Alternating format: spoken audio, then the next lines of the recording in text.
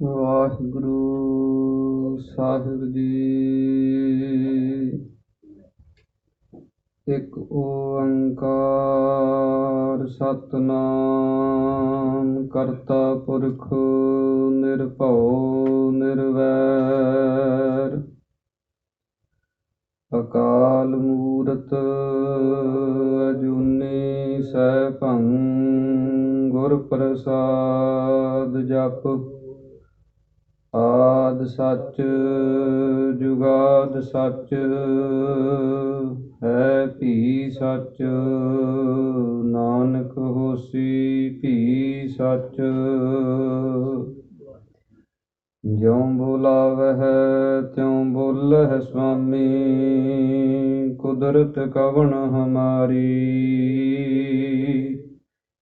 ਸਾਧ ਸੰਗ ਨਾਨਕ ਜਸ ਗਾਇਓ ਜੋ ਪ੍ਰਭ ਕੀ ਅਤ ਪਿਆਰੀ ਜੀਤਾ ਜੀਉ ਪਿੰਡ ਸਭ ਤੇਰਾ ਤੂੰ ਅੰਤਰਜਾਮੀ ਪੁਰਖ ਭਗਵਾਨ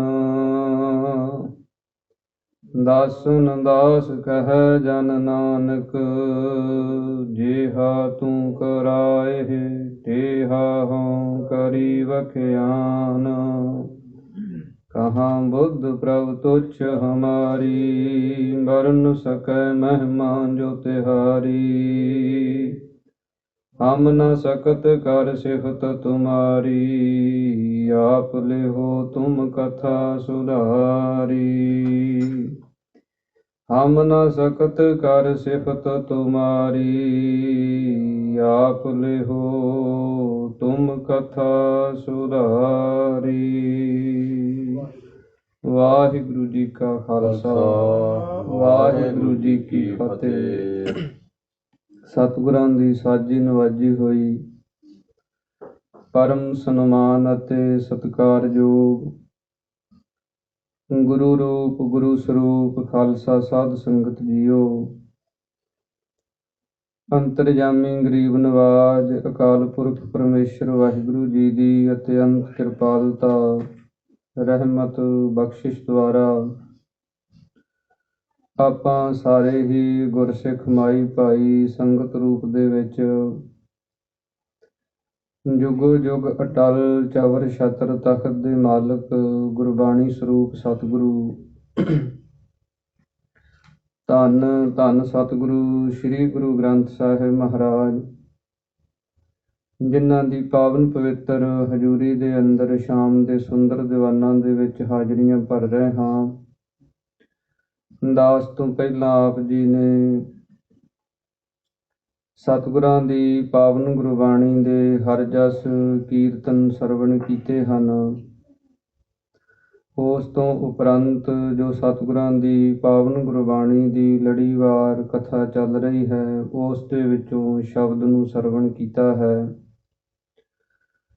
ਪੰਚਮ ਪਾਤਸ਼ਾਹ ਧੰਨ ਸ੍ਰੀ ਗੁਰੂ ਅਰਜਨ ਦੇਵ ਮਹਾਰਾਜ, ਜਿਨ੍ਹਾਂ ਦੀ ਉਚਾਰਨ ਕੀਤੀ ਹੋਈ ਪਾਵਨ ਪਵਿੱਤਰ ਸ੍ਰੀ ਸੁਖਮਨੀ ਸਾਹਿਬ ਬਾਣੀ ਦੇ ਅੰਦਰ ਕਥਾ ਚੱਲ ਰਹੀ ਹੈ। 22ਵੀਂ ਅਸ਼ਟਪਦੀ ਦੇ ਵਿੱਚੋਂ ਆਪਾਂ ਸ਼ਬਦ ਨੂੰ ਸਰਵਣ ਕੀਤਾ ਹੈ। ਸਤਿਗੁਰੂ ਸ੍ਰੀ ਗੁਰੂ ਅਰਜਨ ਦੇਵ ਮਹਾਰਾਜ ਸੱਚੇ ਪਾਤਸ਼ਾਹ ਜੀ ਜਿਸ ਪ੍ਰਕਾਰ ਪਾਵਨ ਪਵਿੱਤਰ ਉਪਦੇਸ਼ਾਂ ਦੀ ਬਖਸ਼ਿਸ਼ ਕਰਦੇ ਹਨ, ਮਨ ਬਿਰਤੀਆਂ ਨੂੰ ਇਕਾਗਰ ਕਰਕੇ ਸਰਵਣ ਕਰਨ ਦੇ ਯਤਨ ਕਰੀਏ। ਸਾਰੀ ਸੰਗਤ ਪ੍ਰੇਮ ਦੇ ਨਾਲ ਉਚਾਰਨ ਕਰੋ ਜੀ। ਸਤਿਨਾਮ ਸ੍ਰੀ ਵਾਹਿਗੁਰੂ ਸਾਹਿਬ ਜੀ। ਵਾਹਿਗੁਰੂ ਸਾਹਿਬ ਜੀ। ਹਾਲਤ ਪਾਲਤ ਦੋਏ ਲਿਹੋ ਸਵਾਰ। ਸਤਿਗੁਰੂ ਸ੍ਰੀ ਗੁਰੂ ਅਰਜਨ ਦੇਵ ਮਹਾਰਾਜ ਸੱਚੇ ਪਾਤਸ਼ਾਹ ਜੀ ਬਚਨ ਕਰਦੇ ਹਨ ਕਿ ਇਹ ਜੀਵ ਦੋ ਲੋਕ ਹਨ, ਇੱਕ ਦਾ ਨਾਮ ਹਲਤ ਹੈ, ਦੂਸਰੇ ਦਾ ਨਾਮ ਪਲਤ ਹੈ। ਭਾਵ ਕਿ ਜਿਸ ਨੂੰ ਲੋਕ ਤੇ ਪਰਲੋਕ ਕਿਹਾ ਜਾਂਦਾ ਹੈ। ਇੱਕ ਇਹ ਲੋਕ ਹੈ ਜਿੱਥੇ ਆਪਾਂ ਰਹਿ ਰਹੇ ਹਾਂ, ਆਪਣੀ ਜੀਵਨ ਦੀ ਨਿਤ ਕਿਰਿਆ ਨੂੰ ਕਰ ਰਹੇ ਹਾਂ। ਦੂਸਰਾ ਅੱਖਾਂ ਤੋਂ ਓਹਲੇ ਇਹਨਾਂ ਸਥੂਲ ਅੱਖਾਂ ਦੁਆਰਾ ਨਾ ਦਿਸਣ ਵਾਲਾ ਜਿਹੜਾ ਲੋਕ ਹੈ, ਉਸ ਨੂੰ ਪ੍ਰਲੋਕ ਕਿਹਾ ਹੈ। ਜਿਸ ਪ੍ਰਕਾਰ ਇਹ ਸੰਸਾਰ ਦੇ ਵਿੱਚ ਆਪਾਂ ਵਿਚਰਦੇ ਹਾਂ, ਜਦੋਂ ਇਹ ਪ੍ਰਾਣ ਪੰਖੇਰੂ ਉੱਡ ਜਾਂਦੇ ਹਨ ਤੇ ਫਿਰ ਅਗਲੇ ਲੋਕ ਦੀ ਯਾਤਰਾ ਸ਼ੁਰੂ ਹੋ ਜਾਂਦੀ ਹੈ। ਔਰ ਸਤਿਗੁਰੂ ਜੀ ਕਹਿੰਦੇ ਇਹ ਦੋਹੇ ਹੀ ਸਵਾਰਨੇ ਬੜੇ ਜ਼ਰੂਰੀ ਹੈ। ਜਿਸ ਨੇ ਆਪਣਾ ਲੋਕ ਸਵਾਰ ਲਿਆ ਉਸੇ ਦਾ ਹੀ ਪਰਲੋਕ ਸਵਰੇਗਾ। ਜਿਸ ਨੇ ਇਸ ਲੋਕ ਦੇ ਵਿੱਚ ਪ੍ਰਭੂ ਪਰਮੇਸ਼ਰ ਦੀ ਭਗਤੀ ਸੇਵਾ ਸਿਮਰਨ ਨਹੀਂ ਕੀਤਾ ਤੇ ਉਹਦਾ ਪਰਲੋਕ ਵੀ ਫਿਰ ਦੁਖੀ ਹੁੰਦਾ ਹੈ। ਸਤਿਗੁਰਾਂ ਦੀ ਪਾਵਨ ਗੁਰਬਾਣੀ ਦੇ ਅੰਦਰ ਇਹ ਬਚਨ ਕਈ ਥਾਵਾਂ ਤੇ ਆਇਆ ਹੈ, ਹਲਤ ਨਾ ਸੋਭਾ ਪਲਤ ਨਾ ਢੋਈ, ਅਹਿਲਾ ਜਨਮ ਗਵਾਇਆ। ਇੱਕ ਤੇ ਉਹ ਜੀਵ ਹਨ ਜਿਹੜੇ ਇਸ ਲੋਕ ਨੂੰ ਵੀ ਸਵਾਰਦੇ ਨਹੀਂ ਹਨ ਤੇ ਪਰਲੋਕ ਦੇ ਵਿੱਚ ਵੀ ਦੁਖੀ ਹੁੰਦੇ ਹਨ, ਔਰ ਦੂਸਰੇ ਬੰਨੇ ਲੋਕ ਸੁਖੀਏ ਪਰਲੋਕ ਸੁਹੇਲੇ ਉਹ ਵੀ ਹਨ। ਔਰ ਇਹ ਦੋਹੇ ਲੋਕ ਜਿਹੜੇ ਹਨ, ਜਿਨ੍ਹਾਂ ਦੀ ਬਾਬਤ ਸਤਿਗੁਰੂ ਜੀ ਆਪਣੀ ਪਾਵਨ ਬਾਣੀ ਦੇ ਅੰਦਰ ਸਾਨੂੰ ਸਮਝਾਉਂਦੇ ਹਨ ਕਿ ਇਹ ਆਪਣੇ ਮਨ ਦੇ ਵਿੱਚੋਂ ਭੁਲੇਖਾ ਜੀਵ ਤੋਂ ਕੱਢ ਦੇ। ਕਿਉਂਕਿ ਸੰਸਾਰ ਦੇ ਅੰਦਰ ਆਪਾਂ ਦੇਖਦੇ ਹਾਂ ਕਈ ਲੋਕ ਇਹ ਵੀ ਕਹਿੰਦੇ ਹਨ, ਆਹ ਜੱਗ ਮਿੱਠਾ ਤੇ ਅਗਲਾ ਕਿਨ ਡਿੱਠਾ। ਵੀ ਜਿਹੜਾ ਅਗਲਾ ਦਿਸਦਾ ਹੀ ਨਹੀਂ ਹੈ, ਜਿਹਦਾ ਪਤਾ ਹੀ ਨਹੀਂ ਹੈ ਵੀ ਕਿੱਥੇ ਜਾਣਾ ਕੀ ਹੋਣਾ, ਉਹਦਾ ਡਰ ਵੀ ਕੀ ਰੱਖਣਾ। ਜਿਹੜਾ ਦਿਸਦਾ ਹੈ ਇੱਥੇ ਖੁਸ਼ੀਆਂ ਆਨੰਦ ਮਾਣੋ, ਮਨ ਭਾਉਂਦਾ ਖਾਓ ਪੀਓ ਹੰਢਾਓ, ਅਗਲਾ ਕਿਹਨੇ ਦੇਖਿਆ। ਪਰ ਸਾਧ ਸੰਗਤ ਜੀ, ਗੁਰੂ ਕੀ ਪਾਵਨ ਗੁਰਬਾਣੀ ਦੇ ਅੰਦਰ ਸਾਨੂੰ ਇਹ ਸਤਿਗੁਰੂ ਜੀ ਸੋਝੀ ਬਖਸ਼ਦੇ ਹੈ। ਧੰਨ ਗੁਰੂ ਨਾਨਕ ਪਾਤਸ਼ਾਹ ਮਹਾਰਾਜ ਦੇ ਬਚਨ ਆਉਂਦੇ ਹਨ, ਆਸਾ ਦੀ ਵਾਰ ਦੇ ਅੰਦਰ ਆਪਾਂ ਪੜ੍ਹਦੇ ਹਾਂ। ਸਤਿਗੁਰੂ ਜੀ ਬਚਨ ਕਰਦੇ ਹਨ ਕਿ ਇਹ ਸੰਸਾਰ ਦੇ ਅੰਦਰ ਜੀਵ ਨੇ ਤਰ੍ਹਾਂ ਤਰ੍ਹਾਂ ਦੇ ਕਰਮ ਕੀਤੇ ਔਰ ਉਹਨਾਂ ਦੇ ਫਲ ਸਰੂਪ ਫਿਰ ਕੀ ਭੋਗਿਆ। ਅੱਗੇ ਕਰਨੀ ਕੀਰਤ ਵਾਚੀ ਹੈ, ਬਹਿ ਲੇਖਾ ਕਰ ਸਮਝਾਇਆ। ਉੱਥੇ ਫਿਰ ਉਹ ਸਮਝਾ ਕੇ ਬਿਠਾ ਕੇ ਸਾਰਾ ਕੁਝ ਦੱਸਦੇ ਆ ਵੀ ਆਹ ਤੂੰ ਕੀਤਾ ਹੈ। ਹੁਣ ਇਸ ਗੱਲ ਨੂੰ ਜੇ ਕੋਈ ਆਖੇ ਵੀ ਸਿੱਧ ਕਰਕੇ ਦਿਖਾਓ ਵੀ ਅੱਗੇ ਕੀ ਹੁੰਦਾ ਕੀ ਨਹੀਂ ਹੁੰਦਾ, ਇਹ ਤੇ ਸਾਧ ਸੰਗਤ ਜੀ ਗੁਰੂ ਕਿਰਪਾ ਕਰੇ ਜਿਹਦੇ ਤੇ ਗੁਰੂ ਕੀ ਪਾਵਨ ਗੁਰਬਾਣੀ ਤੋਂ ਸਾਨੂੰ ਕੁਝ ਨਾ ਕੁਝ ਸੇਧ ਮਿਲ ਸਕਦੀ ਹੈ। ਔਰ ਪ੍ਰਭੂ ਪਰਮੇਸ਼ਰ ਦਾ ਡਰ ਤੇ ਭੈ ਅੰਦਰ ਹੋਵੇ ਤੇ ਫਿਰ ਜੀਵ ਜਿਹੜਾ ਇਸ ਲੋਕ ਦੇ ਵਿੱਚ ਵੀ ਮਾੜੇ ਕਰਮ ਨਹੀਂ ਕਰਦਾ। ਜਿਵੇਂ ਇਤਿਹਾਸ ਦੇ ਅੰਦਰ ਐਸੀਆਂ ਬੇਅੰਤ ਸਾਖੀਆਂ ਸਾਨੂੰ ਮਿਲਦੀਆਂ ਹਨ, ਜਿੱਥੋਂ ਸਾਨੂੰ ਇਹ ਸੇਧ ਪ੍ਰਾਪਤ ਹੋ ਜਾਂਦੀ ਹੈ ਕਿ ਅਗਲਾ ਲੋਕ ਵੀ ਕੋਈ ਚੀਜ਼ ਹੈ। ਜਿਸ ਪ੍ਰਕਾਰ ਪੰਚਮ ਪਾਤਸ਼ਾਹ ਧੰਨ ਸ਼੍ਰੀ ਗੁਰੂ ਅਰਜਨ ਦੇਵ ਮਹਾਰਾਜ ਜੀ ਦਾ ਇੱਕ ਸਿੱਖ ਹੋਇਆ ਭਾਈ ਪ੍ਰਾਣਾ ਜੀ, ਜਿਹੜੇ ਸਤਿਗੁਰਾਂ ਦੇ ਨਾਲ ਗਏ ਸਨ ਲਾਹੌਰ ਦੀ ਧਰਤੀ ਤੇ। ਜਦੋਂ ਸਤਿਗੁਰਾਂ ਨੇ ਸ਼ਹੀਦੀ ਪ੍ਰਾਪਤ ਕੀਤੀ ਹੈ ਔਰ ਸਤਿਗੁਰਾਂ ਦੀ ਸ਼ਹਾਦਤ ਤੋਂ ਬਾਅਦ ਇਹ ਭਾਈ ਪ੍ਰਾਣਾ ਜੀ ਛੇਵੇਂ ਪਾਤਸ਼ਾਹ ਮਹਾਰਾਜ ਦੇ ਹਜ਼ੂਰ ਰਹਿਣ ਲੱਗੇ। ਸਤਿਗੁਰਾਂ ਨੇ ਇਹਨਾਂ ਦੀ ਡਿਊਟੀ ਇਹ ਲਾ ਦਿੱਤੀ ਵੀ ਜਿੱਥੇ ਪੰਚਮ ਪਾਤਸ਼ਾਹ ਜੀ ਨੇ ਲਾਹੌਰ ਦੀ ਧਰਤੀ ਤੇ ਸ਼ਹਾਦਤ ਪ੍ਰਾਪਤ ਕੀਤੀ ਹੈ, ਉਸ ਜਗ੍ਹਾ ਤੇ ਜਾ ਕੇ ਤੁਸੀਂ ਸੇਵਾ ਕਰਨੀ ਹੈ ਤੇ ਉੱਥੇ ਰਹਿਣਾ ਹੈ। ਉੱਥੇ ਨਿਤਨੇਮ ਭਜਨ ਪਾਠ ਆਪਣਾ ਨਿਤ ਦਾ ਕਰਨਾ ਹੈ, ਧੂਪ ਬੱਤੀ ਕਰਨੀ ਹੈ ਔਰ ਉਸ ਅਸਥਾਨ ਦੀ ਸੇਵਾ ਸੰਭਾਲ ਕਰਨੀ ਹੈ। ਭਾਈ ਪ੍ਰਾਣਾ ਜੀ ਉਸ ਲਾਹੌਰ ਸ਼ਹਿਰ ਦੇ ਅੰਦਰ ਰਹਿਣ ਲੱਗ ਪਏ। ਇੱਕ ਦਿਨ ਕੀ ਹੋਇਆ ਕਿ ਸੈਰ ਕਰਨ ਵਾਸਤੇ ਬਾਹਰ ਰਸਤੇ ਦੇ ਵਿੱਚ ਜਾ ਰਹੇ ਹਨ ਤੇ ਅੱਗੇ ਕੋਈ ਲਾਹੌਰ ਦਾ ਬਾਣੀਆ ਮਿਲਿਆ, ਜਿਹਨੇ ਸਮਾਨ ਕਾਫੀ ਆਪਣੇ ਸਿਰ ਦੇ ਉੱਪਰ ਚੱਕਿਆ ਹੋਇਆ ਔਰ ਉਹ ਰਸਤੇ ਦੇ ਵਿੱਚ ਬੈਠਾ ਹੈ। ਦੁਖੀ ਹੋ ਗਿਆ, ਬੁਖਾਰ ਚੜ੍ਹ ਗਿਆ, ਤਾਪ ਚੜ੍ਹ ਗਿਆ, ਥੱਕ ਹਾਰ ਕੇ ਤੇ ਪੈਂਡਾ ਤੈਅ ਕਰਦਾ ਹੋਇਆ ਕਿਸੇ ਰੁੱਖ ਦੇ ਹੇਠਾਂ ਬੈਠ ਗਿਆ। ਤੇ ਭਾਈ ਪ੍ਰਾਣਾ ਜੀ ਜਦੋਂ ਕੋਲੋਂ ਲੰਘੇ ਤੇ ਦੇਖਿਆ ਕਿ ਬੜਾ ਦੁਖੀ ਹੈ, ਬੜਾ ਘਬਰਾਇਆ ਹੋਇਆ, ਬੜਾ ਬੇਸੁਰਤ ਜਿਹਾ ਬੈਠਾ ਹੈ। ਸਾਰੀ ਵਾਰਤਾ ਜਦੋਂ ਜਾ ਕੇ ਪੁੱਛੀ ਤੇ ਉਹਨੇ ਦੱਸਿਆ ਵੀ ਇਹ ਪੰਡ ਭਾਰੀ ਹੈ ਸੌਦੇ ਦੀ, ਮੈਨੂੰ ਬੁਖਾਰ ਚੜ੍ਹ ਗਿਆ, ਇਸ ਕਰਕੇ ਮੈਂ ਆਪਣੇ ਘਰ ਤੱਕ ਪਹੁੰਚ ਨਹੀਂ ਸਕਦਾ। ਭਾਈ ਪ੍ਰਾਣਾ ਜੀ ਕਹਿੰਦੇ ਵੀ ਇਹ ਤੈਨੂੰ ਘਰ ਤੱਕ ਅਸੀਂ ਪਹੁੰਚਾ ਦਿੰਦੇ ਹਾਂ, ਪੰਡ ਜਿਹੜੀ ਤੇਰੀ ਹੈ ਸਾਨੂੰ ਚੁਕਾ ਦੇ, ਘਰ ਤੱਕ ਤੈਨੂੰ ਛੱਡ ਆਉਣੇ। ਪਰ ਸਾਡੀ ਇੱਕ ਸ਼ਰਤ ਇਹ ਹੈ ਵੀ ਰਸਤੇ ਦੇ ਵਿੱਚ ਅਸੀਂ ਕੋਈ ਗੱਲਬਾਤ ਨਹੀਂ ਕਰਨੀ। ਜੇ ਤੇ ਤੈਨੂੰ ਕੋਈ ਬਾਣੀ ਦਾ ਜਾਪ ਪਾਠ ਆਉਂਦਾ ਹੈ, ਤੂੰ ਸਾਨੂੰ ਸੁਣਾ ਦੇ। ਜੇ ਨਹੀਂ ਬਾਣੀ ਪੜ੍ਹਨੀ ਆਉਂਦੀ, ਨਹੀਂ ਸੁਣੀ, ਤੇ ਤੂੰ ਫਿਰ ਸਾਡੇ ਤੋਂ ਸੁਣ ਲੈ। ਤੇ ਬਾਣੀਆਂ ਕਹਿਣ ਲੱਗਿਆ, ਜੀ ਮੈਂ ਤੇ ਕੋਈ ਬਾਣੀ ਦੀ ਬਾਰੇ ਸਮਝਦਾ ਨਹੀਂ, ਜਾਣਦਾ ਨਹੀਂ, ਮੈਨੂੰ ਕੋਈ ਕੰਠ ਨਹੀਂ। ਭਾਈ ਪੁਰਾਣਾ ਜੀ ਕਹਿੰਦੇ, ਫਿਰ ਤੂੰ ਬਾਣੀ ਨੂੰ ਸਰਵਣ ਕਰਨਾ ਹੈ। ਪਿੱਛੇ ਪਿੱਛੇ ਤੁਰਿਆ ਆ। ਤੇ ਭਾਈ ਪੁਰਾਣਾ ਜੀ ਨੇ ਸੁਖਮਨੀ ਸਾਹਿਬ ਬਾਣੀ ਦਾ ਪਾਠ ਸ਼ੁਰੂ ਕਰ ਲਿਆ। ਔਰ ਪਾਵਨ ਬਾਣੀ ਦਾ ਪਾਠ ਕਰਦਿਆਂ ਹੋਇਆਂ ਘਰ ਤੱਕ ਪਹੁੰਚ ਗਏ। ਭੋਗ ਪੈ ਗਿਆ। ਤੇ ਜਦੋਂ ਇਹਦਾ ਸਮਾਨ ਘਰ ਦੇ ਵਿੱਚ ਰੱਖ ਕੇ ਤੁਰਨ ਲੱਗੇ, ਤੇ ਇਹ ਬਾਣੀਆਂ ਕਹਿਣ ਲੱਗਿਆ, ਜੀ ਤੁਸੀਂ ਆਪਣੀ ਮਜ਼ਦੂਰੀ ਲੈ ਲਓ, ਤੁਸੀਂ ਮੇਰੀ ਔਖੇ ਸਮੇਂ ਸਹਾਇਤਾ ਕੀਤੀ ਹੈ, ਤੇ ਕੁਝ ਨਾ ਕੁਝ ਜਿਹੜੀ ਮਜ਼ਦੂਰੀ ਬਣਦੀ ਹੈ ਮੇਰੇ ਤੋਂ ਆਪਣੀ ਲੈ ਲਓ। ਭਾਈ ਪੁਰਾਣਾ ਜੀ ਕਹਿਣ ਲੱਗੇ, ਵੀ ਮਜ਼ਦੂਰੀ ਨਹੀਂ ਲੈਣੀ, ਤੈਨੂੰ ਘਰ ਤੱਕ ਪਹੁੰਚਾਤਾ, ਬਸ ਇਹੀ ਸੇਵਾ ਸਮਝ ਲੈ। ਕਹਿੰਦਾ, ਨਹੀਂ ਜੀ, ਕੁਝ ਨਾ ਕੁਝ ਲੈ ਲਓ। ਭਾਈ ਪੁਰਾਣਾ ਜੀ ਨੇ ਨਾ ਕਰ ਦਿੱਤੀ। ਜਦੋਂ ਤੁਰਨ ਲੱਗੇ ਤੇ ਆਪਣੀ ਦਿਵ ਦ੍ਰਿਸ਼ਟੀ ਦੇ ਨਾਲ ਖਿਆਲ ਆਇਆ ਵੀ ਇਹਦੇ ਤੇ ਦੇਣੀ 8 ਰਹਿ ਗਏ ਜ਼ਿੰਦਗੀ ਦੇ, ਉਸ ਤੋਂ ਬਾਅਦ ਇਹਦੀ ਜੀਵਨ ਲੀਲਾ ਸਮਾਪਤ ਹੋ ਜਾਣੀ ਹੈ। ਔਰ ਇਸ ਨੇ ਗੁਰੂ ਕੀ ਪਾਵਨ ਬਾਣੀ ਦਾ ਪਾਠ ਸਰਵਣ ਕੀਤਾ। ਤੇ ਭਾਈ ਪੁਰਾਣਾ ਜੀ ਉਹਨੂੰ ਕਹਿਣ ਲੱਗੇ, ਵੀ ਸੱਜਣਾ, ਤੇਰੀ ਜ਼ਿੰਦਗੀ ਦੇ 8 ਦਿਨ ਰਹਿ ਗਏ ਆ, ਉਸ ਤੋਂ ਬਾਅਦ ਤੂੰ ਇਹ ਜੀਵਨ ਛੱਡ ਦੇਣਾ ਤੇ ਅੱਗੇ ਪ੍ਰਲੋਕ ਦੇ ਵਿੱਚ ਚਲੇ ਜਾਣਾ। ਔਰ ਉੱਥੇ ਤੈਨੂੰ ਇਹ ਪੁੱਛਿਆ ਜਾਣਾ ਵੀ ਤੂੰ ਅਖੀਰਲੇ ਸਮੇਂ ਬਾਣੀ ਸੁਖਮਨੀ ਸਾਹਿਬ ਸਰਵਣ ਕੀਤੀ ਹੈ, ਇਹਦਾ ਫਲ ਤੂੰ ਕੀ ਲੈਣਾ। ਤੇ ਤੂੰ ਉੱਥੇ ਇਹੀ ਕਹਿਣਾ ਕਿ ਜਿੱਥੋਂ ਇਹ ਬਾਣੀ ਆਈ ਆ ਉਸ ਦਰ ਤੇ ਮੈਨੂੰ ਛੱਡ ਆਓ, ਉਸ ਦਰ ਦੇ ਮੈਨੂੰ ਦਰਸ਼ਨ ਕਰਾ ਦਿਓ। ਔਰ ਅਸੀਂ ਇਹ 4 ਦਿਨ ਬਾਅਦ ਅਸੀਂ ਆਪਣਾ ਸਰੀਰ ਛੱਡ ਦੇਣਾ। ਇੱਧਰ ਭਾਈ ਪੁਰਾਣਾ ਜੀ ਇਹ ਸਾਰੀ ਵਾਰਤਾ ਕਹਿ ਕੇ 6ਵੇਂ ਪਾਤਸ਼ਾਹ ਮਹਾਰਾਜ ਦੇ ਹਜ਼ੂਰ ਅੰਮ੍ਰਿਤਸਰ ਸਾਹਿਬ ਦੀ ਧਰਤੀ ਤੇ ਆ ਗਏ।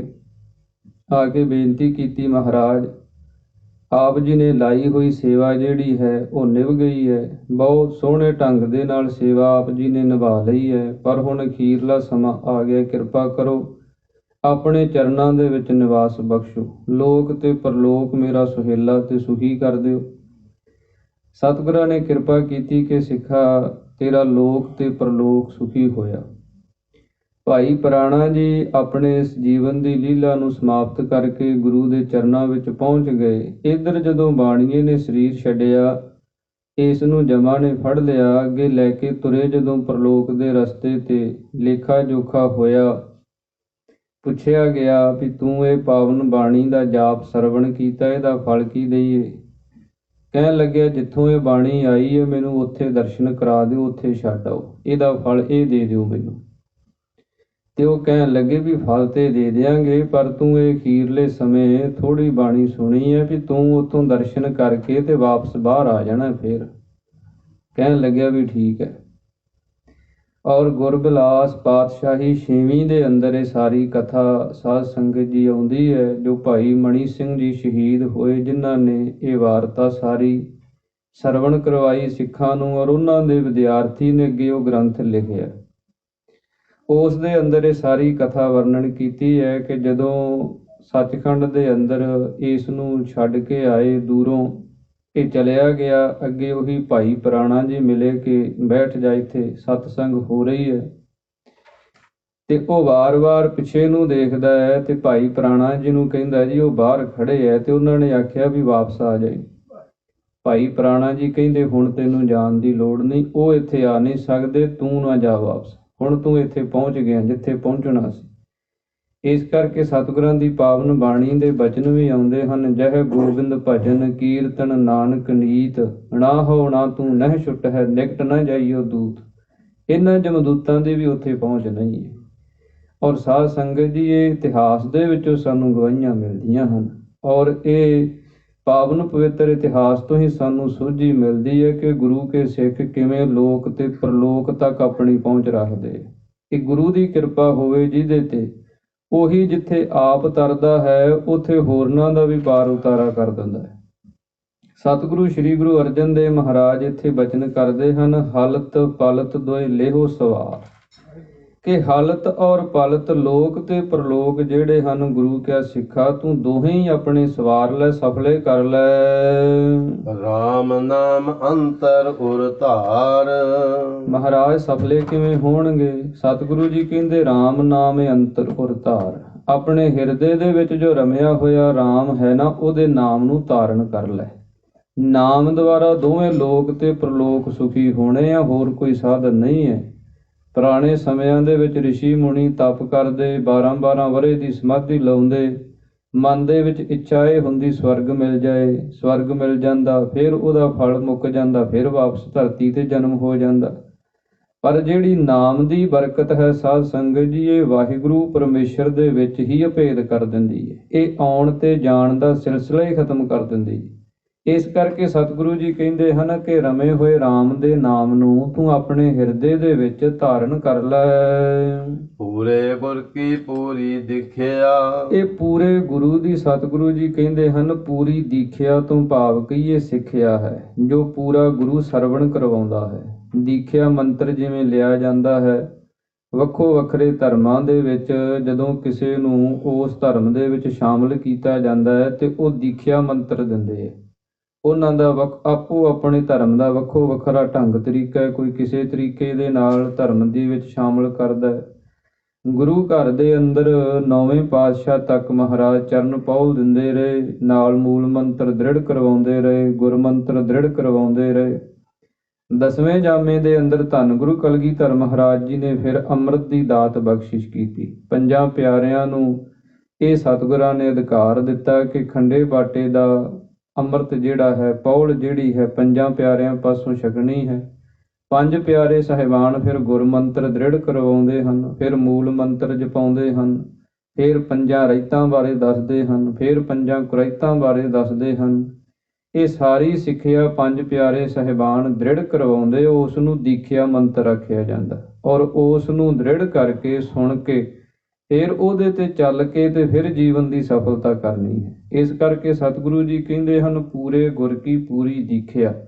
ਇਹ ਪੂਰਨ ਗੁਰੂ ਦੀ ਸਿੱਖਿਆ ਜਿਹੜੀ ਹੈ, ਲੋਕ ਤੇ ਪ੍ਰਲੋਕ ਸੁਖੀ ਕਰਨ ਵਾਲੀ, ਇਹ ਵੀ ਪੂਰੀ ਹੈ। ਜਿਸ ਮਨ ਬਸੈ ਤਿਸ ਸਾਚ ਪਰਿਖਿਆ।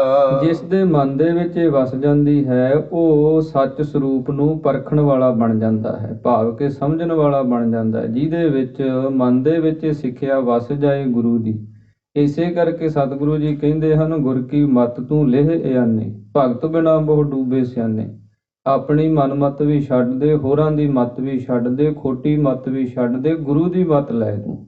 ਗੁਰੂ ਦੀ ਮਤ ਲੈ ਕੇ ਤੂੰ ਭਗਤੀ ਦੇ ਮਾਰਗ ਤੇ ਚੱਲ, ਫਿਰ ਤੈਨੂੰ ਸੱਚ ਸਰੂਪ ਪਰਮੇਸ਼ਰ ਵਾਹਿਗੁਰੂ ਜਿਹੜਾ, ਉਹਨੂੰ ਪਰਖਣ ਵਾਲੀ ਬਿਰਤੀ ਬਣੇਗੀ। ਮਨ ਤਨ ਨਾਮ ਜਪਹੁ ਲਿਵ ਲਾਏ। ਆਪਣੀ ਲਿਵ ਨੂੰ ਲਾ ਕੇ, ਬਿਰਤੀ ਨੂੰ ਲਾ ਕੇ, ਤਨ ਨੂੰ ਇਕਾਗਰ ਕਰਕੇ ਤੇ ਮਨ ਨੂੰ ਪਰਮੇਸ਼ਰ ਦੇ ਨਾਮ ਦੇ ਵਿੱਚ ਜੋੜ। ਜਿਵੇਂ ਤੇਲ ਦੀ ਧਾਰਾ ਹੁੰਦੀ ਹੈ, ਇੱਕ ਰਸ ਚੱਲਦੀ ਹੈ, ਇਸ ਪ੍ਰਕਾਰ ਮਨ ਤੇ ਤਨ ਨੂੰ ਸਾਵਧਾਨ ਕਰਕੇ, ਸੁਚੇਤ ਕਰਕੇ ਪਰਮੇਸ਼ਰ ਦੇ ਨਾਮ ਦੇ ਵਿੱਚ ਆਪਣੀ ਲਿਵ ਨੂੰ ਜੋੜਨਾ ਕਰ। ਦੁਖ ਦਰਦ ਮਨ ਤੇ ਭਉ ਜਾਏ। ਇਹਦੇ ਫਲ ਸਰੂਪ ਤੇਰੇ ਮਨ ਦੇ ਵਿੱਚੋਂ ਦੁੱਖ ਤੇ ਦਰਦ, ਭੈ, ਜਿਹੜੇ ਡਰ ਹਨ, ਇਹ ਸਾਰੇ ਹੀ ਚਲੇ ਜਾਣਗੇ ਜੇ ਤੇਰੀ ਲਿਵ ਪਰਮੇਸ਼ਰ ਦੇ ਨਾਲ ਜੁੜ ਜਾਏ। ਧੰਨ ਸ਼੍ਰੀ ਗੁਰੂ ਅਮਰਦਾਸ ਮਹਾਰਾਜ ਦੇ ਬਚਨ ਆਉਂਦੇ ਹਨ, ਸਾਚੀ ਲਿਵੈ, ਕਿ ਇਹ ਜਿਹੜੀ ਮਨੁੱਖਾ ਸਰੀਰ ਹੈ, ਇਹ ਸੱਚੀ ਲਿਵ ਤੋਂ ਬਿਨਾਂ ਇਹ ਵੀ ਵਿਅਰਥ ਹੀ ਹੈ। ਸਤਿਗੁਰਾਂ ਦੀ ਪਾਵਨ ਬਾਣੀ ਦੇ ਬਚਨ ਆਉਂਦੇ ਹਨ, ਪਸ਼ੂ ਪ੍ਰੇਤ ਮੁਗਧ ਤੇ ਬੁਰੀ, ਤਿਸਹਿ ਨ ਬੂਝੈ ਜਿਨ ਇਹ ਕਰੀ। ਕਿ ਜਿਸ ਨੇ ਇਹ ਦੇਹ ਬਣਾਈ ਹੈ, ਸਰੀਰ ਬਣਾਇਆ ਹੈ, ਜੇ ਉਸ ਨੂੰ ਇਸ ਦੇਹ ਦੁਆਰਾ ਨਹੀਂ ਬੁੱਝਦਾ, ਜੀਵ ਨਹੀਂ ਸਮਝਦਾ, ਉਹਦੇ ਨਾਲ ਲਿਵ ਨਹੀਂ ਜੋੜਦਾ, ਤੇ ਫਿਰ ਇਹ ਦੇਹ ਜਿਹੜੀ ਹੈ ਸਫਲ ਹੀ ਨਹੀਂ ਹੁੰਦੀ।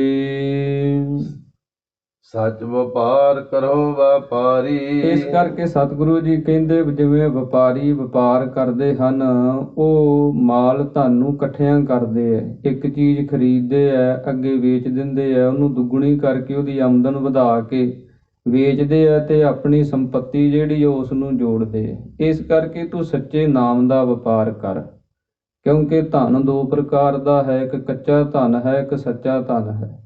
ਜਿਹੜਾ ਸੱਚਾ ਧਨ ਹੈ ਉਹ ਨਾਮ ਦਾ ਧਨ ਹੈ, ਜੋ ਲੋਕ ਤੇ ਪ੍ਰਲੋਕ ਦੇ ਵਿੱਚ ਚੱਲਦਾ ਹੈ। ਸੰਸਾਰ ਦੇ ਜਿਹੜੇ ਧਨ ਹਨ ਇੱਕ ਦੇਸ਼ 'ਚ ਚੱਲਦੇ ਆ, ਦੂਜੇ 'ਚ ਦੂਜਾ ਨਹੀਂ ਚੱਲਦਾ, ਉਹਨਾਂ ਦਾ ਆਪਣਾ ਵੱਖਰਾ ਹੈ। ਇੱਥੇ ਹੀ ਨਹੀਂ ਚੱਲਦੇ, ਇੱਥੇ ਹੀ ਇੱਕ ਦੇਸ਼ ਦੇ ਵਿੱਚ ਕਰੰਸੀ ਉਹੀ ਚੱਲਦੀ ਹੈ, ਦੂਜੇ 'ਚ ਜਾ ਕੇ ਬਦਲ ਜਾਂਦੀ ਹੈ। ਪਰ ਪਰਮੇਸ਼ਰ ਦਾ ਨਾਮ ਐਸਾ ਹੈ ਜਿਹੜਾ ਲੋਕ ਤੇ ਪਰਲੋਕ ਤੱਕ ਚੱਲਦਾ ਹੈ। ਇਸ ਕਰਕੇ ਸਤਿਗੁਰਾਂ ਦੀ ਪਾਵਨ ਬਾਣੀ ਦੇ ਬਚਨ ਆਉਂਦੇ ਹਨ, ਕੱਚਾ ਧਨ ਸੰਚਹਿ ਮੂਰਖ ਗਾਵਾਰ। ਇਸ ਕਰਕੇ ਕੱਚੇ ਧਨ ਨੂੰ ਛੱਡ ਕੇ ਸੱਚਾ ਜਿਹੜਾ ਧਨ ਹੈ ਨਾ, ਨਾਮ ਦਾ ਧਨ, ਉਹਦੇ ਵੱਲ ਆਪਣਾ ਜਿਹੜਾ ਮਨ ਦਾ ਲਗਾਵ ਹੈ ਇਹ ਜੋੜਨਾ ਕਰ। ਦਰਗਹਿ ਨਿਭੈ ਖੇਪ ਤੁਮਾਰੀ।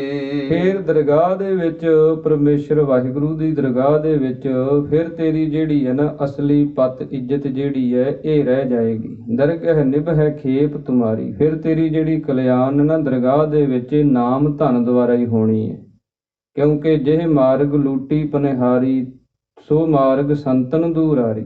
ਜਿੱਥੇ ਨਾਮ ਦੇ ਰਸਤੇ ਤੇ ਜਿਸ ਪਰਮੇਸ਼ਰ ਵਾਹਿਗੁਰੂ ਦੇ ਜਿਨ੍ਹਾਂ ਨੇ ਨਾਮ ਜਪਿਆ ਹੈ ਉਹ ਇਸ ਮਾਰਗ ਤੋਂ ਬਚੇ ਰਹਿੰਦੇ ਆ। ਨਹੀਂ ਅੱਗੇ ਪੁੰਨੀ ਵੀ ਲੁੱਟੇ ਜਾਂਦੇ ਹਨ, ਪਾਪੀ ਵੀ ਲੁੱਟੇ ਜਾਂਦੇ ਹਨ। ਪੁੰਨ ਕੀਤੇ ਆ, ਪੁੰਨਾਂ ਦੇ ਬਦਲੇ ਸੁਖ ਦੇ ਦਿੰਦੇ ਆ। ਪਰ ਜਿਸ ਨੇ ਨਾਮ ਜਪਿਆ ਹੈ, ਨਾਮ ਦੀ ਬਰਕਤ ਐਸੀ ਹੈ, ਫਿਰ ਉਹ ਪਰਮੇਸ਼ਰ ਵਾਹਿਗੁਰੂ ਤੱਕ ਉਹਨਾਂ ਦੀ ਸਿੱਧੀ ਪਹੁੰਚ ਬਣ ਜਾਂਦੀ ਹੈ। ਨਾਮ ਦਾ ਧਨ ਐਸਾ ਲੋਕ ਤੇ ਪਰਲੋਕ ਦੇ ਵਿੱਚ ਮਾਨ ਤੇ ਇੱਜ਼ਤ ਦਿਵਾਉਣ ਵਾਲਾ ਹੈ। ਏਕਾ ਟੇਕ ਰਖੋ ਮਨ ਮਾਹੇ। ਇਸ ਕਰਕੇ ਸਤਿਗੁਰੂ ਜੀ ਕਹਿੰਦੇ ਆਪਣੇ ਮਨ ਦੇ ਵਿੱਚ ਇੱਕੋ ਪਰਮੇਸ਼ਰ ਵਾਹਿਗੁਰੂ ਦੀ ਟੇਕ ਜਿਹੜੀ ਹੈ ਨਾ ਆਸਰਾ ਉਹ ਰੱਖਣਾ ਕਰ। ਇੱਕੋ ਅਕਾਲ ਪੁਰਖ ਤੇ ਆਪਣਾ ਯਕੀਨ ਰੱਖ, ਭਰੋਸਾ ਰੱਖ। ਪੂਜਾ ਅਕਾਲ ਕੀ ਪਰਚਾ ਸ਼ਬਦ ਕਾ ਦੀਦਾਰ ਖਾਲਸੇ ਕਾ। ਇਹ ਧੰਨ ਗੁਰੂ ਕਲਗੀਧਰ ਮਹਾਰਾਜ ਜੀ ਨੇ ਸਿੱਖਿਆ ਬਖਸ਼ਿਸ਼ ਕੀਤੀ ਹੈ ਕਿ ਸਾਡਾ ਖਾਲਸਾ ਅਕਾਲ ਪੁਰਖ ਦੀ ਪੂਜਾ ਕਰੇਗਾ। ਜਿਹੜਾ ਪਰਚਨਾ ਹੈ, ਮਨ ਦਾ ਪਰਚਾਵਾ ਉਹ ਸ਼ਬਦ ਦਾ ਹੋਏਗਾ। ਦਰਸ਼ਨ ਦੀਦਾਰ ਜਿਹੜੇ ਹਨ ਉਹ ਖਾਲਸੇ ਦੀ ਕਰੇਗਾ। ਇਸ ਕਰਕੇ ਸਤਿਗੁਰੂ ਜੀ ਕਹਿੰਦੇ ਮਨ ਦੇ ਵਿੱਚ ਜਿਹੜੀ ਟੇਕ ਰੱਖਣੀ ਹੈ, ਆਸਰਾ ਰੱਖਣਾ ਹੈ, ਉਹ ਇੱਕੋ ਅਕਾਲ ਪੁਰਖ ਦਾ ਹੀ ਰੱਖ। ਨਾਨਕ ਬਾਹਰ ਨ ਆਵਹਿ ਜਾਹੇ। ਫਿਰ ਇਹਦੇ ਫਲ ਸਰੂਪ ਬਹੁਰ ਨ ਆਵਹਿ ਜਾਹੇ। ਫਿਰ ਤੇਰਾ ਆਉਣਾ ਜਾਣਾ ਨਹੀਂ ਹੋਏਗਾ ਜੇ ਤੂੰ ਕਿਸੇ ਹੋਰ ਦੀ ਟੇਕ ਰੱਖ ਲਈ। ਕਿਉਂਕਿ ਜੈਸਾ ਸੇਵੈ ਤੈਸੋ ਹੋਵੈ। ਸਤਿਗੁਰਾਂ ਦੀ ਪਾਵਨ ਬਾਣੀ ਦੇ ਬਚਨ ਆਉਂਦੇ ਹਨ, ਜੇ ਕੋਈ ਕਿਸੇ ਨੂੰ ਇਸ਼ਟ ਮੰਨ ਕੇ ਜਿੱਦਾਂ ਦੀ ਉਹਦੀ ਸੇਵਾ ਕਰਦਾ ਹੈ, ਜਿੱਦਾਂ ਦਾ ਉਹ ਇਸ਼ਟ ਹੈ ਉੱਦਾਂ ਦਾ ਉਹ ਬਣ ਜਾਂਦਾ ਹੈ। ਜੇ ਕੋਈ ਦੇਵੀ ਦੇਵਤਿਆਂ ਦੀ ਅਰਾਧਨਾ ਕਰਦਾ ਹੈ ਤੇ ਉਹਨਾਂ ਦੇ ਵਸ ਪੈ ਜਾਂਦਾ ਹੈ, ਫਿਰ ਇਸੇ ਸਿਲਸਿਲੇ ਵਿੱਚ ਪਿਆ ਰਹਿੰਦਾ ਹੈ। ਇਸ ਕਰਕੇ ਸਤਿਗੁਰੂ ਜੀ ਕਹਿੰਦੇ ਹਨ, ਜੇ ਤੂੰ ਅਕਾਲ ਪੁਰਖ ਦੀ ਓਟ ਰੱਖੇਗਾ, ਇੱਕ ਵਾਹਿਗੁਰੂ ਪਰਮੇਸ਼ਰ ਦਾ ਆਸਰਾ ਰੱਖੇਗਾ, ਫਿਰ ਤੇਰਾ ਆਉਣਾ ਤੇ ਜਾਣਾ ਵੀ ਮਿਟ ਜਾਏਗਾ।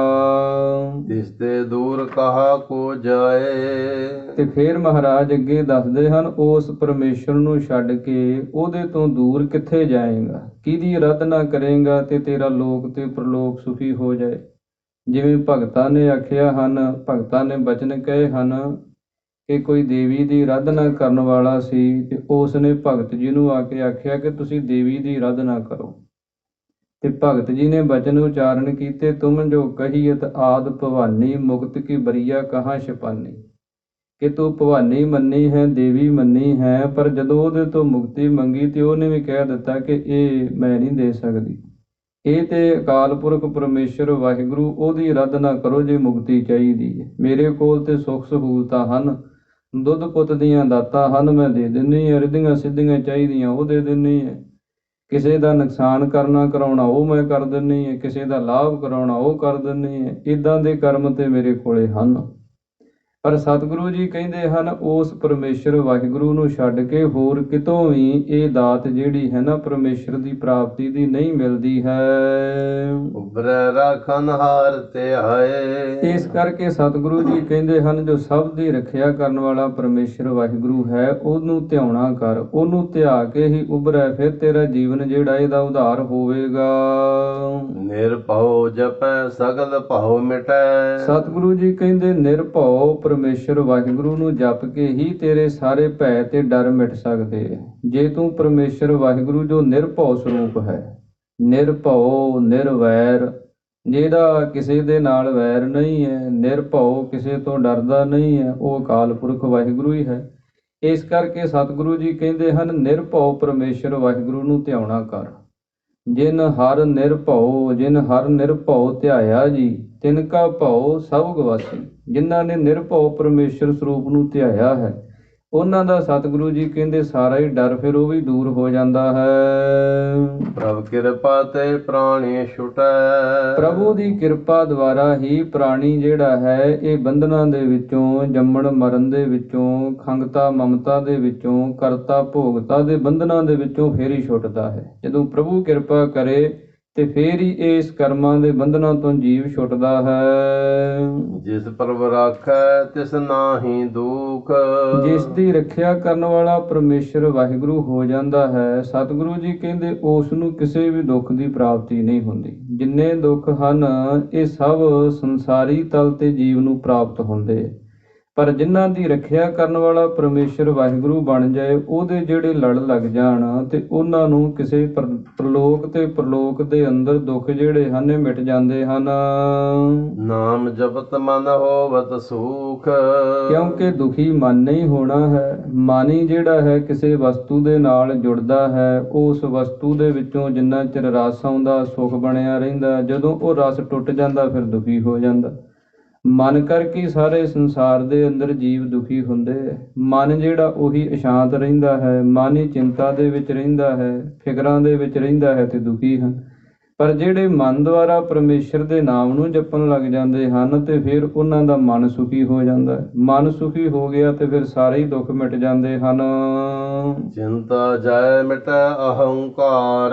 ਉਹਨਾਂ ਦੀਆਂ ਚਿੰਤਾਵਾਂ ਵੀ ਮਿਟ ਜਾਂਦੀਆਂ ਹਨ, ਹੰਕਾਰ ਜਿਹੜਾ ਇਹ ਵੀ ਅੰਦਰੋਂ ਮਿਟ ਜਾਂਦਾ ਹੈ। ਨਹੀਂ ਤੇ ਚਿੰਤਾ ਦਾ ਰੋਗ ਐਸਾ ਭਿਆਨਕ ਹੈ, ਚਿੰਤਤ ਹੀ ਦੀਸੈ ਸਭ ਕੋਇ। ਸਤਿਗੁਰੂ ਜੀ ਕਹਿੰਦੇ ਸੰਸਾਰ ਦੇ ਅੰਦਰ ਜਿਸ ਜੀਵ ਨੂੰ ਵੀ ਦੇਖੋ ਉਹਨੂੰ ਚਿੰਤਾ ਲੱਗੀ ਹੋਈ।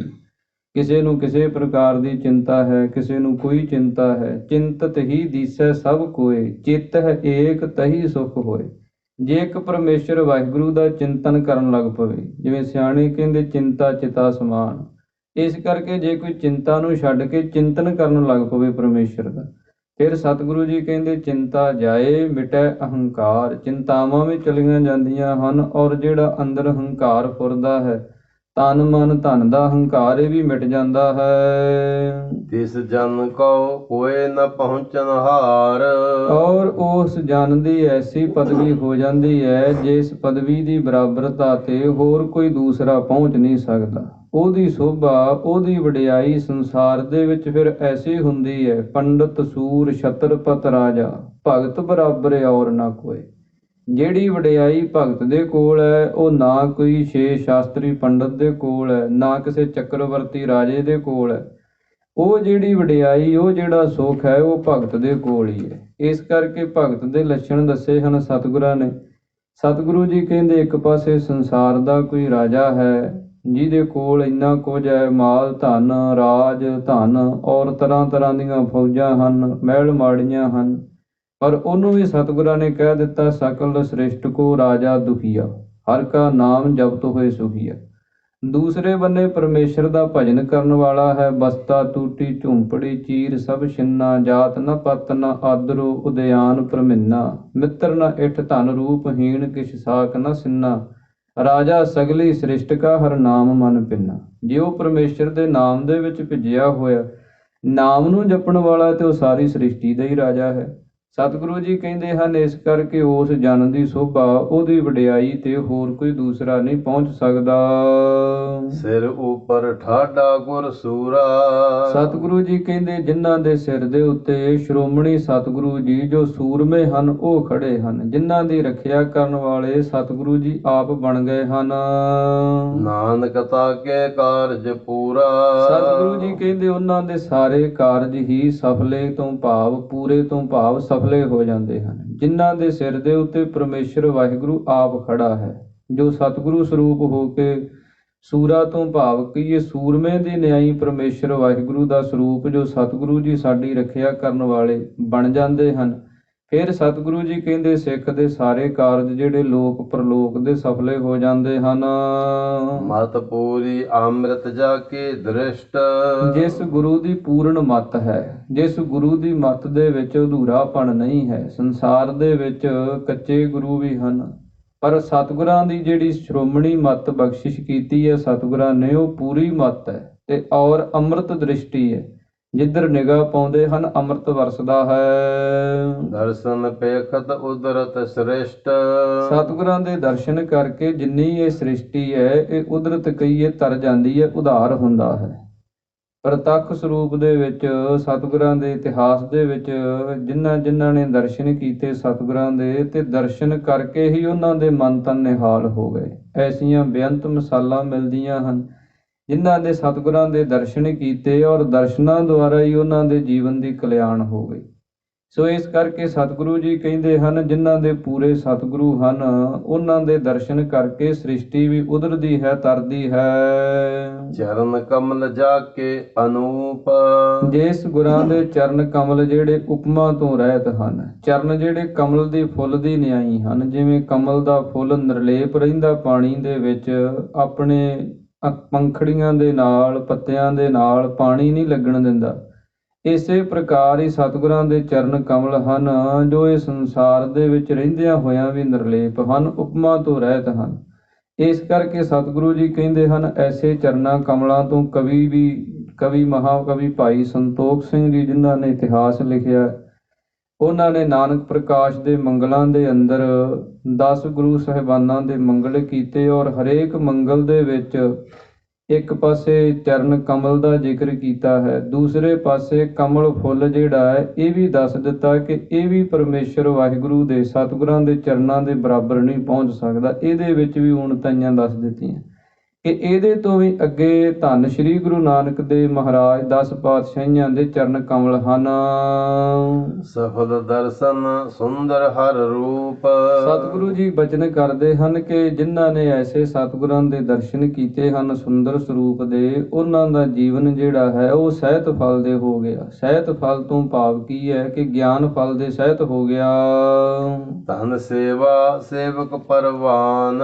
ਸਤਿਗੁਰੂ ਜੀ ਬਚਨ ਕਰਦੇ ਹਨ ਜਿਹੜੇ ਸੇਵਕ ਬਣ ਕੇ ਸੇਵਾ ਕਰਦੇ ਹਨ ਉਹਨਾਂ ਦੀ ਸੇਵਾ ਸਤਿਗੁਰਾਂ ਦੇ ਦਰ ਤੇ ਪ੍ਰਵਾਨ ਹੋ ਜਾਂਦੀ ਹੈ। ਉਹੀ ਧੰਤਾ ਯੋਗ ਸੇਵਕ ਬਣ ਜਾਂਦੇ ਹੈ ਜਿਨ੍ਹਾਂ ਨੇ ਸੇਵਾ ਕੀਤੀ ਹੈ। ਧੰਨ ਸ਼੍ਰੀ ਗੁਰੂ ਅੰਗਦ ਦੇਵ ਮਹਾਰਾਜ ਜੀ ਨੇ ਹੁਕਮ ਮੰਨ ਕੇ ਸੇਵਕ ਬਣ ਕੇ ਸੇਵਾ ਕੀਤੀ, ਗੁਰਤਾ ਗੱਦੀ ਦੇ ਤਖਤ ਤੇ ਸੁਭਾਏਮਾਨ ਹੋ ਗਏ। ਧੰਨ ਸ਼੍ਰੀ ਗੁਰੂ ਅਮਰਦਾਸ ਮਹਾਰਾਜ ਜੀ ਨੇ ਸੇਵਾ ਕੀਤੀ, 12 ਸਾਲ ਗੁਰਤਾ ਗੱਦੀ ਦੇ ਤਖਤ ਤੇ ਸੁਭਾਏਮਾਨ ਹੋਏ। ਧੰਨ ਸ਼੍ਰੀ ਗੁਰੂ ਰਾਮਦਾਸ ਮਹਾਰਾਜ ਜੀ ਨੇ ਬੌੜੀ ਸਾਹਿਬ ਦੇ ਵਿੱਚ ਬੇਅੰਤ ਸੇਵਾ ਕੀਤੀ। ਇਸੇ ਪ੍ਰਕਾਰ ਸਤਿਗੁਰੂ ਕੇ ਸਿੱਖਾਂ ਨੇ ਸੇਵਾ ਕੀਤੀ, ਭਾਈ ਮੰਝ ਜੀ ਨੇ ਸੇਵਾ ਕੀਤੀ ਤੇ ਸਤਿਗੁਰਾਂ ਨੇ ਬਖਸ਼ਿਸ਼ਾਂ ਕੀਤੀਆਂ। ਮੰਝ ਪਿਆਰਾ ਗੁਰੂ ਨੂੰ ਗੁਰ ਮੰਝ ਪਿਆਰਾ, ਮੰਝ ਗੁਰੂ ਕਾ ਬੋਹਿ ਥਾ ਜਗ ਲੰਘਣ ਹਾਰਾ। ਭਾਈ ਬਹਿਲੋ ਜੀ ਨੇ ਸੇਵਾ ਕੀਤੀ ਤੇ ਸਤਿਗੁਰਾਂ ਨੇ ਵਰ ਕੀਤਾ ਭਾਈ ਬਹਿਲੋਂ ਸਭ ਤੋਂ ਪਹਿਲੋਂ। ਜੇ ਬਾਬਾ ਬਿਧੀ ਚੰਦ ਜੀ ਨੇ ਸੇਵਾ ਕੀਤੀ ਤੇ ਸਤਿਗੁਰਾਂ ਨੇ ਕਿਹਾ ਬਿਧੀ ਚੰਦ ਸੀਨਾ ਗੁਰੂ ਕਾ ਸੀਨਾ। ਇਸੇ ਪ੍ਰਕਾਰ ਭਾਈ ਮੀਹਾਂ ਜੀ ਨੇ ਸੇਵਾ ਕੀਤੀ ਧੰਨ ਗੁਰੂ ਤੇਗ ਬਹਾਦਰ ਮਹਾਰਾਜ ਦੇ ਸਮੇਂ, ਤੇ ਉਹਨਾਂ ਨੇ ਉੱਚ ਪਦਵੀ ਨੂੰ ਪ੍ਰਾਪਤ ਕੀਤਾ। ਸੋ ਇਸ ਪ੍ਰਕਾਰ ਜਿਨ੍ਹਾਂ ਨੇ ਸੇਵਕ ਬਣ ਕੇ ਇਸ ਦਰ ਦੀ ਸੇਵਾ ਕੀਤੀ ਹੈ ਉਹ ਧੰਤਾ ਦੇ ਯੋਗ ਬਣ ਗਏ ਹਨ। ਅੰਤਰਜਾਮੀ ਪੁਰਖ ਪ੍ਰਧਾਨ। ਕਿਉਂਕਿ ਅੰਦਰ ਦੀ ਜਾਣਨ ਵਾਲਾ, ਅੰਦਰ ਦਾ ਜੋ ਪ੍ਰੇਰਕ ਵਾਹਿਗੁਰੂ ਪਰਮੇਸ਼ਰ ਜੋ ਪ੍ਰਧਾਨ ਹੈ, ਸ਼੍ਰੋਮਣੀ ਹੈ, ਉਹਦੇ ਲੜ ਲੱਗ ਜਾਂਦੇ ਹਨ। ਜਿਸ ਮਨ ਬਸੈ ਸੋ ਹੋਤ ਨਿਹਾਲ। ਜਿਸ ਦੇ ਮਨ ਦੇ ਵਿੱਚ ਐਸਾ ਪਰਮੇਸ਼ਰ ਵਾਹਿਗੁਰੂ ਵਸ ਜਾਂਦਾ, ਹੋਤ ਨਿਹਾਲ, ਉਹ ਦੁੱਖਾਂ ਤੋਂ ਰਹਿਤ ਹੋ ਜਾਂਦਾ। ਜਿਹਦੇ ਮਨ ਦੇ ਵਿੱਚ ਪਰਮੇਸ਼ਰ ਵਾਹਿਗੁਰੂ ਸਾਖਿਆਤ ਪ੍ਰਗਟ ਹੋ ਗਿਆ, ਆਤਮਾ ਪ੍ਰਾਤਮਾ ਏਕੋ ਕਰੈ, ਜਿਸ ਨੇ ਇਹ ਏਕਤਾ ਕਰ ਲਈ ਹੈ, ਅੰਤਰ ਕੀ ਦੁਬਿਧਾ ਅੰਤਰ ਮਰੈ। ਜਿਹਨੇ ਇਸ ਅਵਸਥਾ ਤੇ ਪਹੁੰਚ ਗਿਆ ਹੈ, ਸਤਿਗੁਰੂ ਜੀ ਕਹਿੰਦੇ ਹਨ ਉਹਦੇ ਸਾਰੇ ਦੁੱਖ ਮਿਟ ਜਾਂਦੇ ਹਨ। ਤਾਕੈ ਨਿਕਟਨ ਆਵਤ ਕਾਲ। ਉਹਦੇ ਨੇੜੇ ਸਤਿਗੁਰੂ ਜੀ ਕਹਿੰਦੇ ਜਿਹੜੇ ਕਾਲ ਮੌਤ ਹੈ ਇਹ ਵੀ ਨਹੀਂ ਨੇੜੇ ਟੁਕਦੀ। ਇਹ ਵੀ ਕਾਲ ਜਿਹੜਾ ਮੌਤ ਹੈ ਇਹ ਵੀ ਉਹਨਾਂ ਦੇ ਹੁਕਮ ਦੇ ਵਿੱਚ ਹੀ ਰਹਿੰਦਾ ਹੈ। ਆਪਣੀ ਮਰਜ਼ੀ ਦੇ ਨਾਲ ਆਉਂਦੇ ਆ ਤੇ ਮਰਜ਼ੀ ਦੇ ਨਾਲ ਜਾਂਦੇ ਹਨ। ਅਮਰ ਭਏ ਅਮਰਾ ਪਦ ਪਾਇਆ। ਕਿਉਂਕਿ ਉਹਨਾਂ ਨੇ ਅਮਰ ਪਦਵੀ ਨੂੰ ਪ੍ਰਾਪਤ ਕਰ ਲਿਆ। ਅਮਰ ਭਏ ਮ੍ਰਿਤੂ ਤੋਂ ਰਹਿਤ ਹੋ ਗਏ, ਅਮਰਾ ਪਦ ਪਾਇਆ, ਜਿਹੜੀ ਅਮਰ ਅਵਨਾਸ਼ੀ ਪਦਵੀ ਹੈ ਇਸ ਨੂੰ ਪ੍ਰਾਪਤ ਕਰ ਲਿਆ। ਅਮਰ ਸ਼ਹੀਦ ਬਾਬਾ ਦੀਪ ਸਿੰਘ ਜੀ ਆਪਾਂ ਉਹਨਾਂ ਨੂੰ ਇਸੇ ਕਰਕੇ ਹੀ ਕਹਿੰਦੇ ਆ ਜਿਨ੍ਹਾਂ ਨੇ ਮੌਤ ਤੋਂ ਵੀ ਅੱਗੇ ਮੌਤ ਨੂੰ ਵੀ ਹਰਾ ਦਿੱਤਾ। ਸੀਸ ਤਲੀ ਤੇ ਧਰ ਕੇ ਜੰਗ ਲੜਿਆ। ਸੋ ਇਸ ਪ੍ਰਕਾਰ ਸਾਧ ਸੰਗਤ ਜੀ ਐਸੀ ਪਦਵੀ ਤੇ ਜਿਹੜੇ ਪਹੁੰਚੇ ਹੋਏ ਹਨ, ਅਮਰ ਅਬਨਾਸ਼ੀ ਪਦਵੀ ਤੇ ਪਹੁੰਚ ਗਏ ਹਨ। ਸਾਧ ਸੰਗ ਨਾਨਕ ਹਰਿ ਧਿਆਇਆ। ਸਤਿਗੁਰੂ ਜੀ ਕਹਿੰਦੇ ਜਿਨ੍ਹਾਂ ਨੇ ਸਾਧ ਸੰਗਤ ਦੇ ਵਿੱਚ ਮਿਲ ਕੇ ਹਰੀ ਪਰਮੇਸ਼ਰ ਨੂੰ ਧਿਆਉਣਾ ਕੀਤਾ ਹੈ, ਉਹਨਾਂ ਨੂੰ ਐਸੀ ਅਮਰ ਪਦਵੀ ਦੀ ਪ੍ਰਾਪਤੀ ਹੁੰਦੀ ਹੈ। ਉਹ ਲੋਕ ਤੇ ਪ੍ਰਲੋਕ ਦੇ ਵਿੱਚ ਸੁਖੀ ਰਹਿੰਦੇ ਹੈ। ਸੋ ਇਸ ਪ੍ਰਕਾਰ ਧੰਨ ਸ਼੍ਰੀ ਗੁਰੂ ਅਰਜਨ ਦੇਵ ਮਹਾਰਾਜ ਜੀ ਨੇ ਇਹ ਪਾਵਨ ਪਵਿੱਤਰ ਅਸ਼ਟਪਦੀ ਦੇ ਅੰਦਰ ਆਪਾਂ ਨੂੰ ਸੁੰਦਰ ਉਪਦੇਸ਼ਾਂ ਦੀ ਬਖਸ਼ਿਸ਼ ਕੀਤੀ ਹੈ, ਔਰ ਨਾਲ ਹੀ ਇਹ 22ਵੀਂ ਅਸ਼ਟਪਦੀ ਦੀ ਸੰਪੂਰਨਤਾ ਹੋਈ ਹੈ। ਸੋ ਇੰਨੀਆਂ ਬੇਨਤੀਆਂ ਆਪ ਸੰਗਤ ਨੇ ਪ੍ਰਵਾਨ ਕਰਨੀਆਂ ਜੀ। ਕਥਾ ਵਿਚਾਰਾਂ ਕਰਦਿਆਂ ਹੋਈਆਂ ਬੇਅੰਤ ਭੁੱਲਾਂ ਗੁਰੂ ਅਤੇ ਗੁਰੂ ਕੀ ਸੰਗਤ ਬਖਸ਼ਣਯੋਗ ਹੈ। ਸਿੱਖਿਆ ਗੁਰੂ ਕੀ ਜਾਣ ਕੇ, ਸਿਧਾਂਤ ਗੁਰੂ ਕੀ ਜਾਣ ਕੇ ਆਪਾਂ ਸਾਰੇ ਹੀ ਹਿਰਦੇ 'ਚ ਵਸਾਈਏ, ਜਿਸ ਕਰਕੇ ਆਪਣਾ ਸਾਰਿਆਂ ਦਾ ਹੀ ਪੜ੍ਹਨ ਸੁਣਨ ਵਾਲਿਆਂ ਦਾ ਭਲਾ ਹੋ ਸਕੇ। ਆਪਾਂ ਵੀ ਲੋਕ ਸੁਖੀਏ, ਪ੍ਰਲੋਕ ਸੁਹੇਲੇ, ਨਾਨਕ ਹਰ ਪ੍ਰਭ ਆਪਹਿ ਮੇਲੇ ਦੀ ਦਾਤ ਆਪਾਂ ਨੂੰ ਮਿਲ ਸਕੇ। ਸੋ ਸਾਧ ਸੰਗਤ ਦੀ ਬੇਅੰਤ ਆਪ ਜੀ ਨੇ ਬਖਸ਼ਿਸ਼ਾਂ ਕੀਤੀਆਂ। ਆਪ ਜੀ ਦਾ ਕੋਟਨ ਕੋਟ ਧੰਨਵਾਦ। ਭੁੱਲ ਚੁੱਕ ਦੀ ਮਾਫੀ। ਬੁਲਾਓ ਫਤਿਹ ਆਖੋ ਜੀ। ਵਾਹਿਗੁਰੂ ਜੀ ਕਾ ਖਾਲਸਾ, ਵਾਹਿਗੁਰੂ ਜੀ ਕੀ ਫਤਿਹ।